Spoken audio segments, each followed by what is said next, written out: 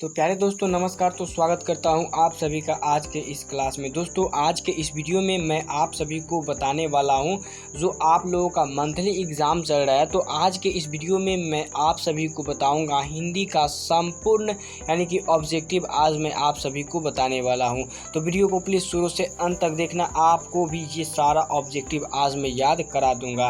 तो चलिए वीडियो को शुरू करते हैं। वीडियो शुरू करने से पहले मैं एक चीज़ आपको बता दूँ, अगर मेरे चैनल पर नया हो तो चैनल को सब्सक्राइब जरूर करना, ताकि आप सभी को ऐसा प्रश्न जो है आपके बोर्ड एग्जाम से पहले ही आपके पास चला जाए और बढ़िया से आप लोग आंसर लिख दोगे और याद करके जाओगे। ठीक है, तो चलिए वीडियो को स्टार्ट करते हैं। देखिए एक नंबर क्वेश्चन कर रहा है, निम्नलिखित में कौन वर्ण सघोष है। यहाँ सघोष आपको बताना है। तो सघोष जो इसमें हो जाएगा right answer option number C हो जाएगा, यानी ध जो है वो सघोष है। चलिए फिर 2 नंबर का निम्न में कौन महाप्राण ध्वनि है। तो 2 का राइट आंसर हो जाएगा ऑप्शन नंबर बी झ हो जाएगा।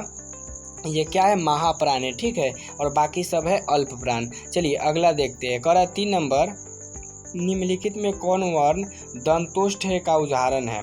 तो दंतोष्ठ का उदाहरण यहाँ पे वह है जो कि right answer option number B में है। चलिए अगला देखते हैं, यानी 3 नंबर तक हम लोग क्लियर कर लिए। अगला देखिए, कह रहा है वधुत्सव का संधि विच्छेद क्या होगा। तो वधुत्सव का जो संधि विच्छेद होगा वो वधु जोड़ उत्सव होगा, वधुत्सव हो जाएगा। राइट आंसर इसका ऑप्शन नंबर बी हो जाएगा। चलिए फिर यहाँ पे देखिए, कह रहा है 5 नंबर क्वेश्चन, स्वर संधि के कितने भेद होते हैं। तो स्वर संधि के भेद यहाँ पे 2 होता है। राइट आंसर इसका ऑप्शन नंबर ए हो जाएगा। इसका राइट आंसर क्या हो जाएगा, ऑप्शन नंबर ए। चलिए 6 नंबर क्वेश्चन को देखते हैं। 6 नंबर यहाँ पे क्वेश्चन करें, कक्षा किस संख्या का उदाहरण है। कक्षा जो है वो किस संख्या का उदाहरण है। तो कक्षा यहाँ पे मैं आपको बता दूं कि वो समूहवाचक संज्ञा का उदाहरण है। चलिए अगला देखिए, करें नवयुवक समास का उदाहरण। नवयुवक जो है किस समास का उदाहरण है।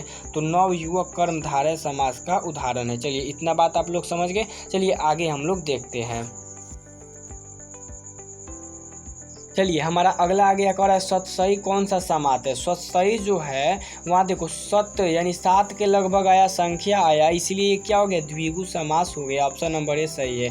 चलिए 9 नंबर का चेहरे पर हवाइया उड़ना, मुहावरा का अर्थ क्या होता है। तो चेहरे पर हवाइया उड़ना इसका मतलब है कि घबरा जाना या फिर डर जाना। ठीक है, ये इसका राइट आंसर हो जाएगा। चलिए अगला देखिए, कहता है 10 नंबर कहता है, यानी आम के गुठलियों के दाम, यानी आम के आम गुठलियों के दाम, इसका क्या होगा।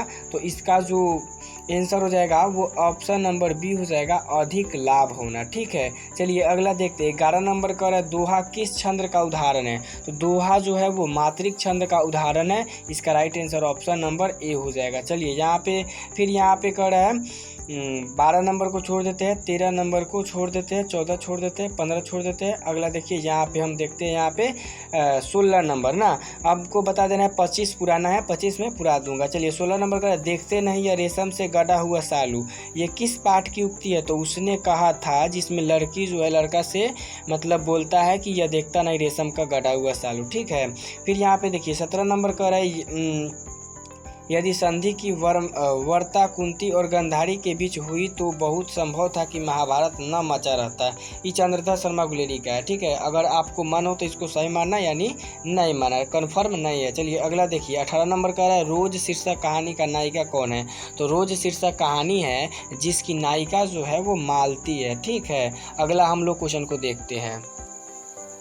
चलिए यहाँ पे हमारा आ गया 19 नंबर क्वेश्चन, नारी और नर एक ही डैश डैश की ढली 2 प्रतिमाएं है। तो नारी जो है वो द्रव्य यानी एक ही द्रव्य की और ढली हुई प्रतिमाएं, नारी और नर। ठीक है, चलिए फिर कह रहा है 20 नंबर क्वेश्चन, चमनिस्तान का अर्थ क्या है। तो चमनिस्तान का अर्थ होता है हरे भरे बागों का इलाका। ठीक है, यानी फूल से हरा भरा बाग इलाका, ये सब है चमनिस्तान का मतलब।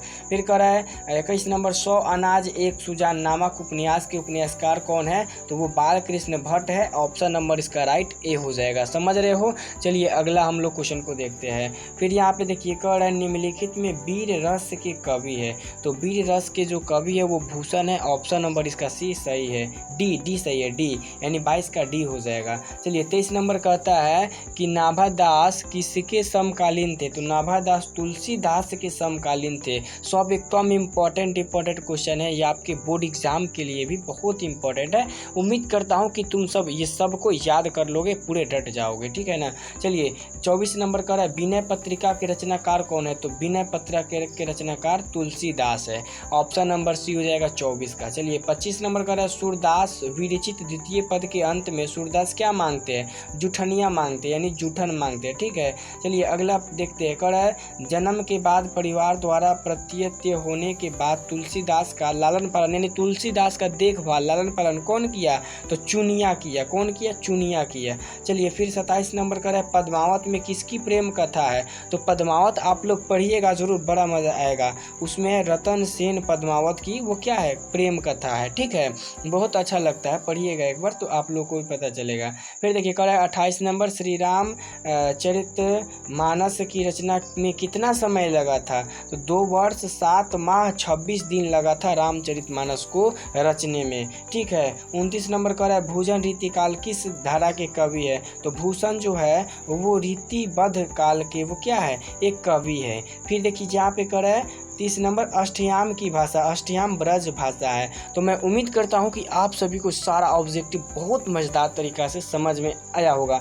तो मैं आप सभी को बता दूं कि मेरे चैनल पर नए हो तो चैनल को सब्सक्राइब जरूर करना, ताकि ऐसा वीडियो आपके पास बहुत ही जल्द थोड़े समय में, यानी एग्ज़ाम से पहले चला जाए और आप लोग याद कर ले और एग्ज़ाम में बहुत अच्छा अंक प्राप्त कर ले। तो मिलेंगे अगले वीडियो में, तब तक के लिए जय हिंद जय भारत।